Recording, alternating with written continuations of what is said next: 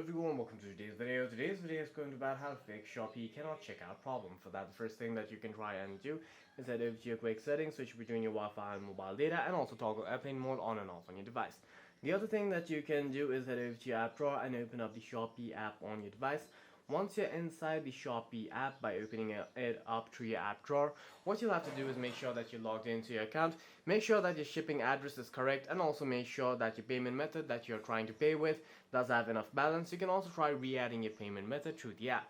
If these things do not solve your problem, it may be an in-app issue. For that, head over to your quick settings, head over to settings, tap on apps, tap on Shopee, head over to storage and cache, clear the cache of your Shopee app, and if that too does not work, simply head over to your app drawer, search for the Shopee app inside your app drawer. Once you find the app, long press on it, uninstall it on your device, reinstall it from the Play Store, and try again.